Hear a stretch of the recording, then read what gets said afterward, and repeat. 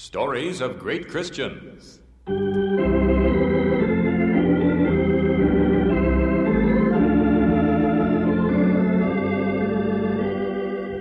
From its radio studios in Chicago, the Moody Bible Institute greets its friends everywhere with Chapter 21 in the transcribed story of Florence Nightingale, the Lady with the Lamp.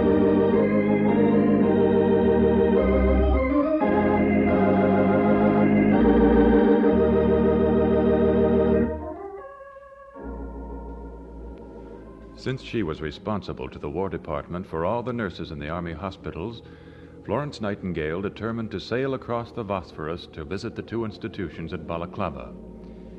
It was rumored that there was much haste, extravagance, waste, and favoritism in the general hospital there.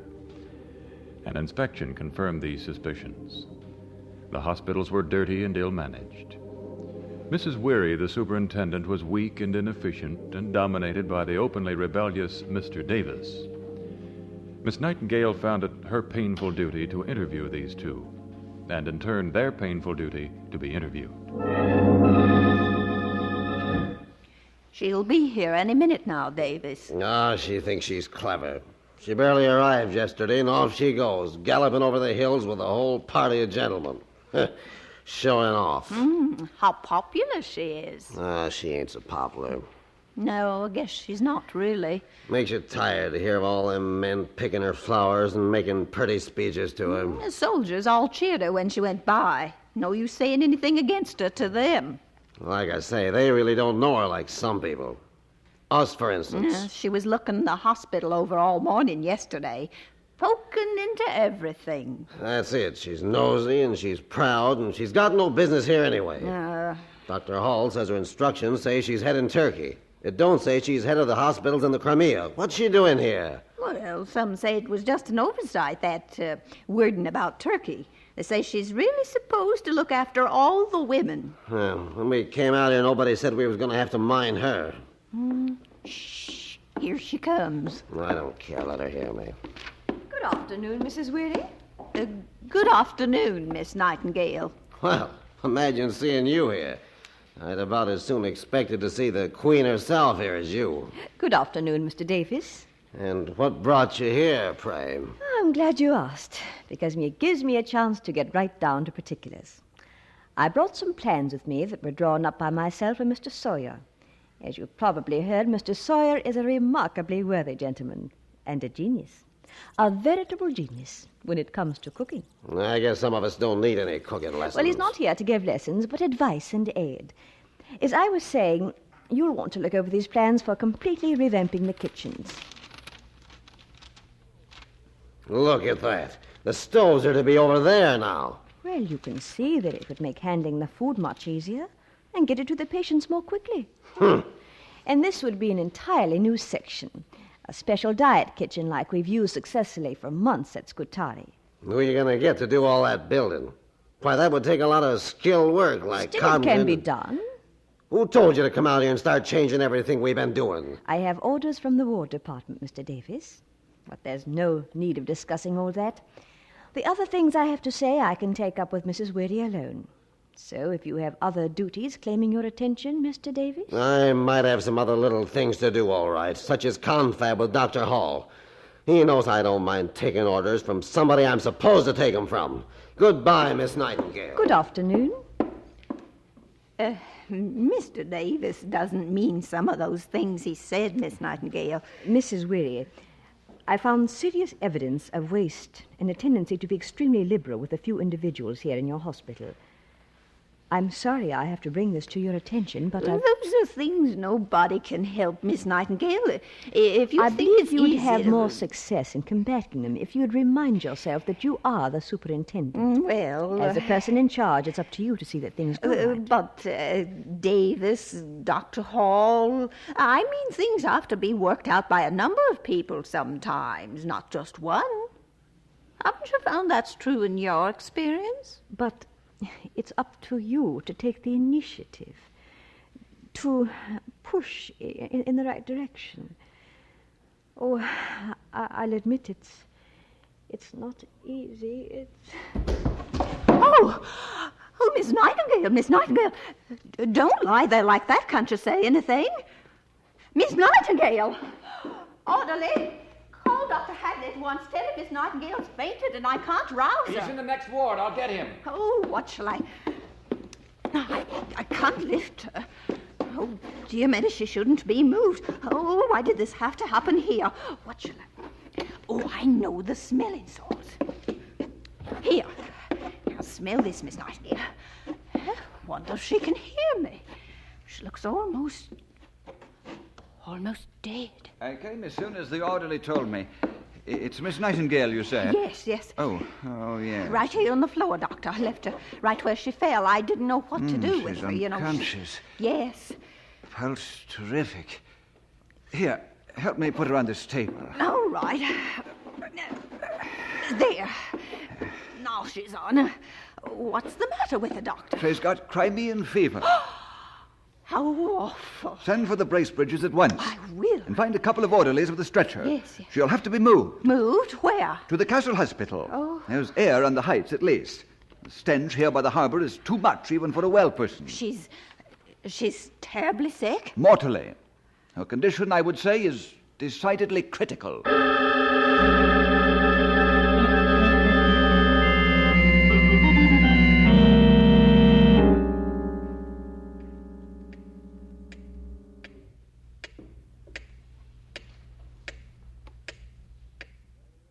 How is she, Doctor? Very low, Mrs. Roberts. I don't hold out too much hope for her.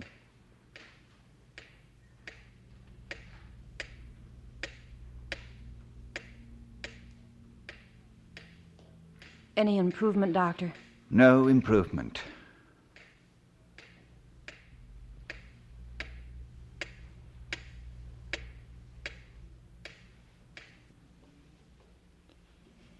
Mrs. Roberts, I sailed as soon as I could when I got the message day before yesterday. I must see her. I'm so thankful you're here, Mrs. Bracebridge. She's been delirious all day, and she called for you several times. The telegram said her condition was critical. It is. She's in here on the cot. See her in the corner there. Oh, yes. Oh, my darling Flo. My dear, my dear. I'm afraid she doesn't understand you at all. She was out of her head all day, and I had to give her pencil and paper to keep her quiet. She would write. Look at me, Flo.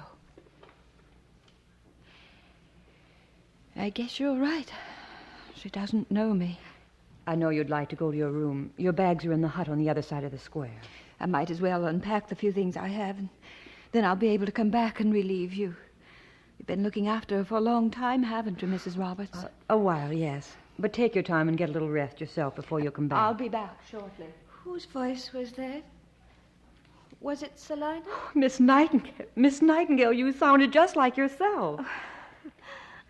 I don't feel much like myself. Oh, I'm so very weak. It's little wonder. You've been very sick, ma'am. Where am I? The last thing I remember, I was talking to Mrs. Weary. That was some time ago. You fainted and we brought you here to the Heights to get well. Oh, I don't know. I don't know when. I've been so tired. You go right ahead and sleep. Nothing will do you more good.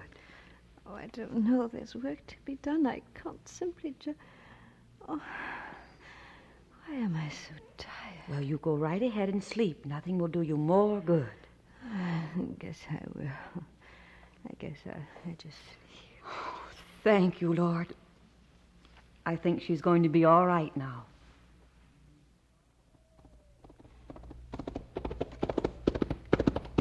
Hello! Now I wonder who that is making all that noise. Hello! Hello, I say! Shh! Who is it? What do you want? I've come to see Miss Nightingale.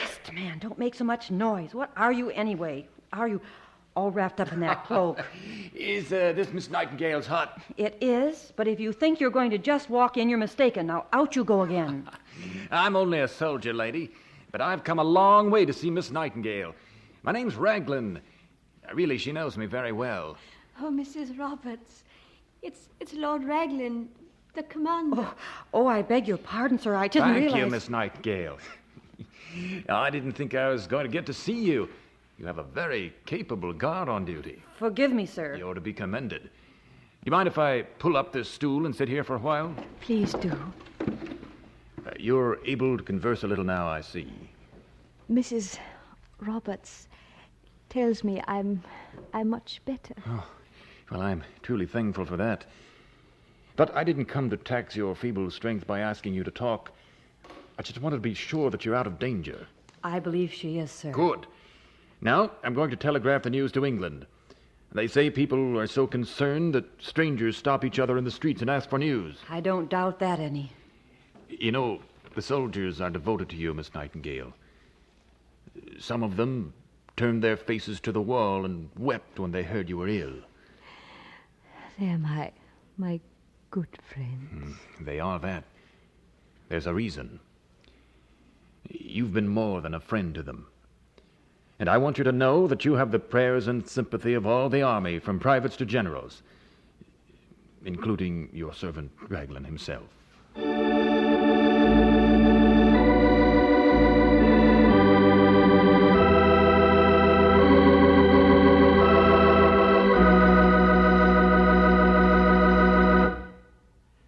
Hope you won't mind this trip too much, Flo.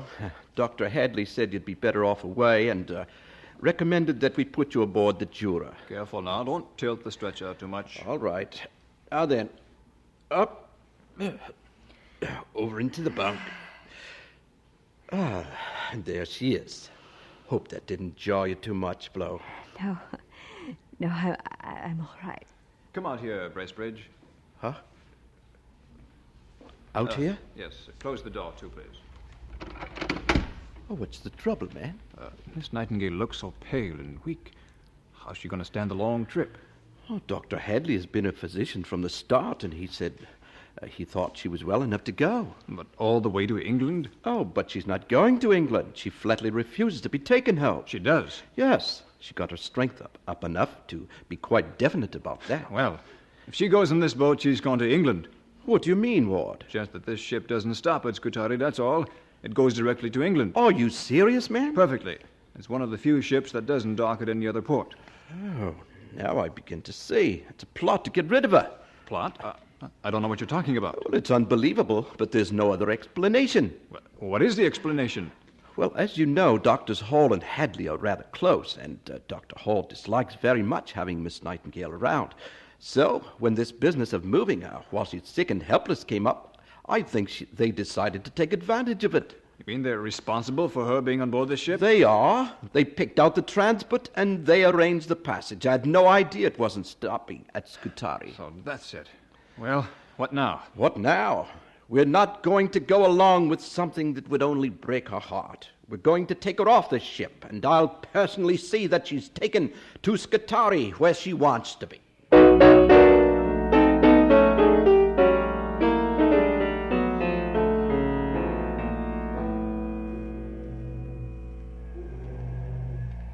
Well, Selina, how did you leave her? She's too weak to talk, Charles. Just lies there and stares at me, her eyes big as saucers in that little pale face. Oh, every time I think of the trick Dr. Hall tried to play, it makes me furious. But it was good of Lord Ward to offer his yacht. At least we got her away from that place of intrigue and petty jealousies.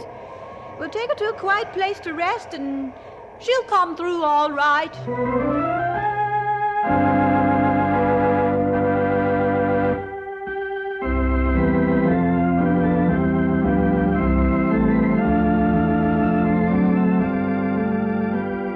And so we conclude Chapter 21 in the transcribed story of Florence Nightingale, The Lady with the Lamp. This is another in the series of stories of great Christians which come to you from the radio studios of the Moody Bible Institute in Chicago.